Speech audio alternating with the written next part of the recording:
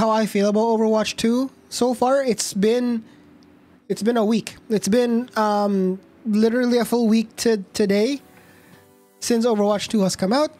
What do I think? Is it worthwhile playing, and whether or not it's even worth putting money in or time in? What's going on, guys? Welcome to the channel. Before we get started on today's video, please make sure to hit that like button, that subscribe button, and that notification bell so you don't miss our next uploads. And without further ado, here we go. Because there's two camps for Overwatch 1 and 2 these days, right? There's one where you're a new player coming into the game and you haven't touched the older game at all. And there's the other one where you come in as an older player or a seasoned player that they've had hopping into that game. So first of all, if you're a new player going into Overwatch, you don't have access to all the heroes. You have access to a handful of them, and then you unlock them as you go, battle pass style, so as if you're playing League of Legends or Valorant.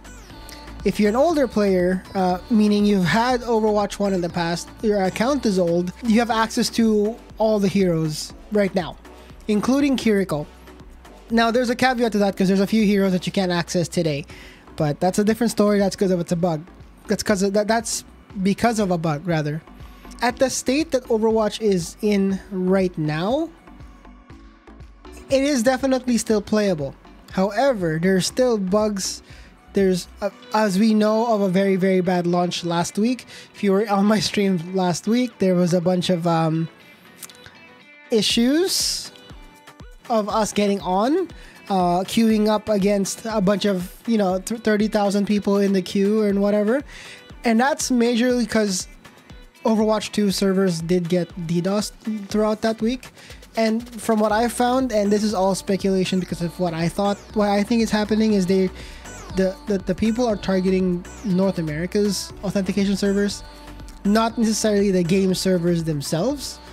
Because if you're not aware of how infrastructure kind of works, is like, the game itself there's a separate set of servers that's usually running the game.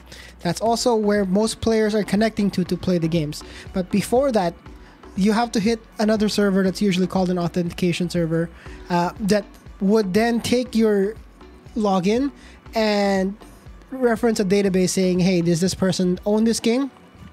Or is this person allowed to get in? And that's a server that I think was being hit. And that's the reason why, for some of the streams last week, I was able to get in by going through the Asian servers, but still playing on NA. And I was able to confirm that because my pings were NA. My pings during that time were like East Coast or like Central, and I'm in the West Coast. So chances are it was the authentication servers that were being hit, not the actual game servers. That's the reason why we were still able to play. And once you get in, the games are fine. Maybe they might be hitting the game servers as well, but during that point, that's the point you get kicked out. But anyways, when you were trying to get in through the North American servers or North American region, aka using the North American authentication servers, you're likely gonna get put into a massive queue. And that's why everybody was tweeting about it. I even created an Instagram reel about it, or sorry, a TikTok about it, where we were like, genuinely, I was DJing for like 2 hours while we were in queue because we couldn't get in. And that's one of the things that made things a little messy on launch, right? So there's that. There's also the phone number verification thing, wherein you need to have a verification, or you need to have a phone number attached to your account and has to be verified. The intention for this was for them to minimize Smurfs and hackers, so when they get account locked or banned, they can't get back in.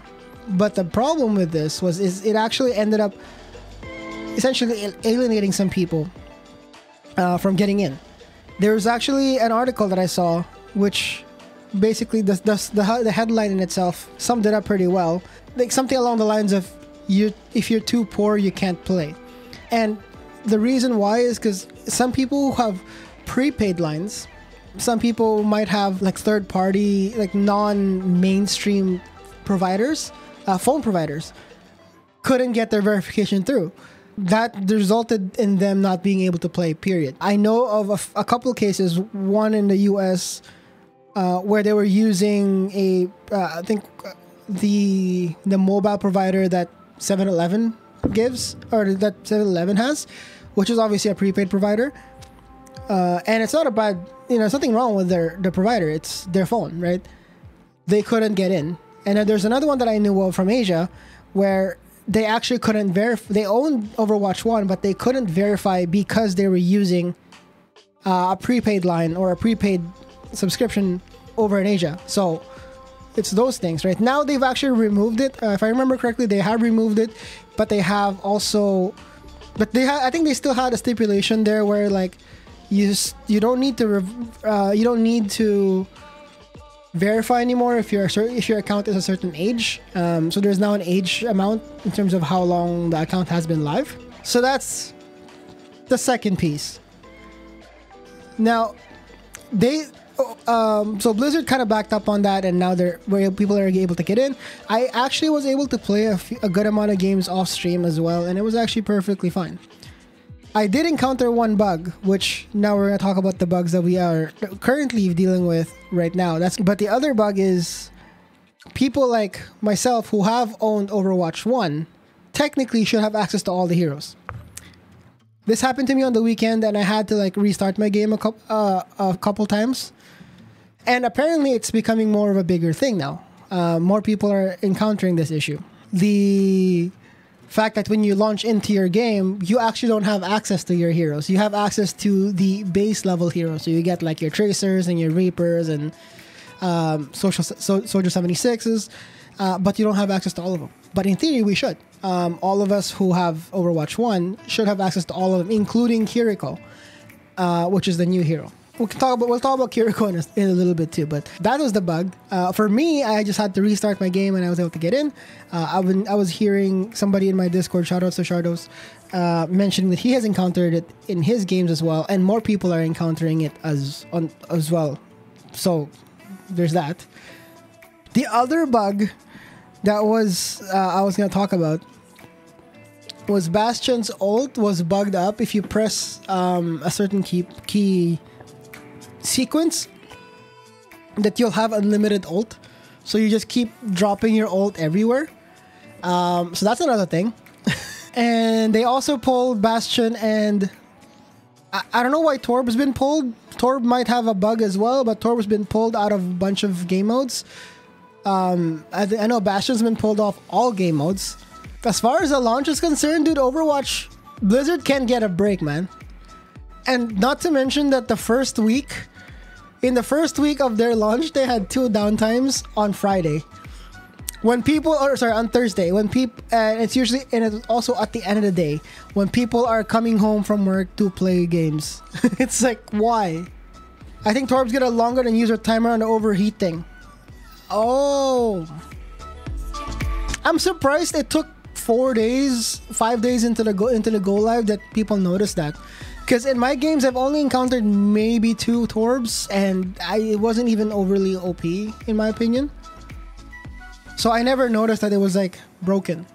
Kiriko's pretty cool, though. I don't know if anybody's... I know Shardos has been using it a lot when we played together. And I still can't get the same amount of healing the healing number that Shardos was able to pull when we were playing together. Because I'm pretty sure you were out healing me and I was Mercy. So I'm still trying to learn how to play her. I do like her. I initially thought she was more of an off heal, but now that I've learned how to play her better, I think she can become a proper heal easily. Just need to be able to use it properly, and you maybe coordinate with your team a bit more, especially with the ult.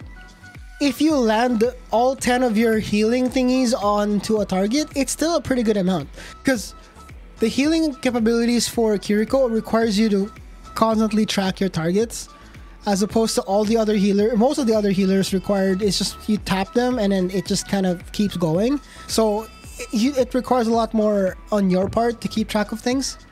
I think overall the game is playable. I still think I'm going to be playing it quite a bit.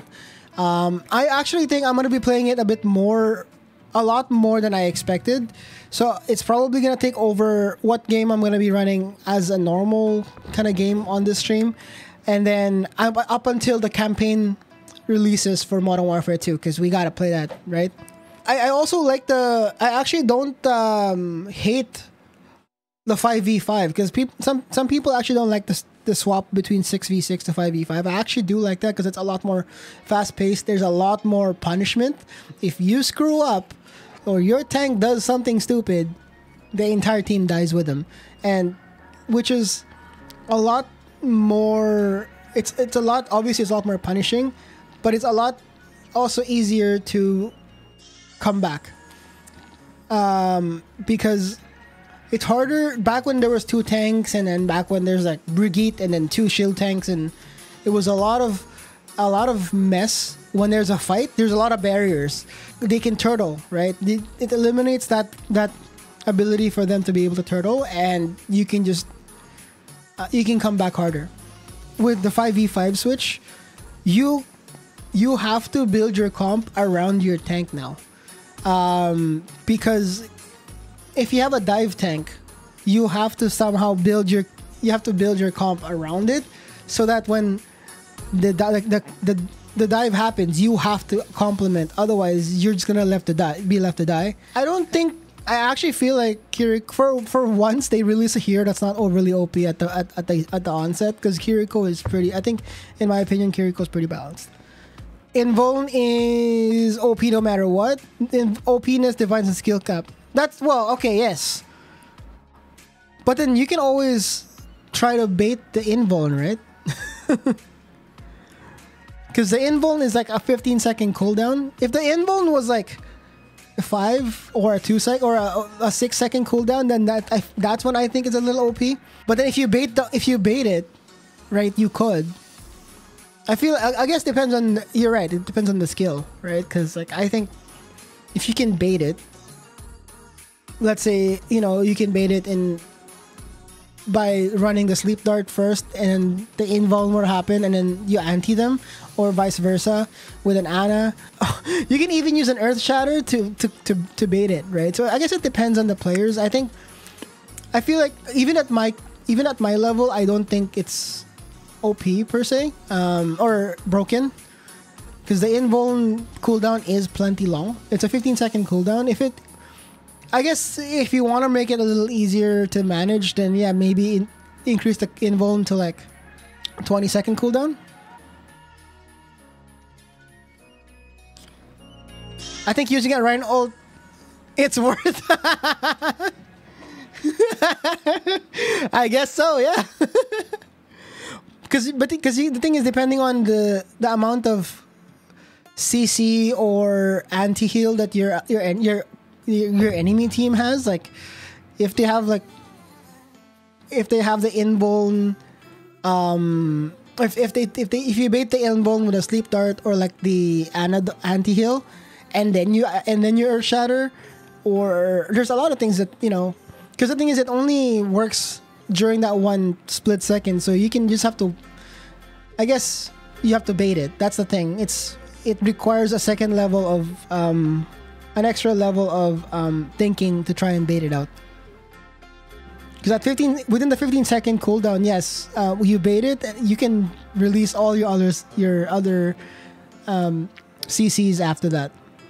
Thanks for watching today's video, guys. Please make sure to hit that subscribe button, that like button, that notification bell, and leave a comment below if you want to see anything else on this channel. And that being said, thank you so much for coming by. See you guys soon. Bye-bye.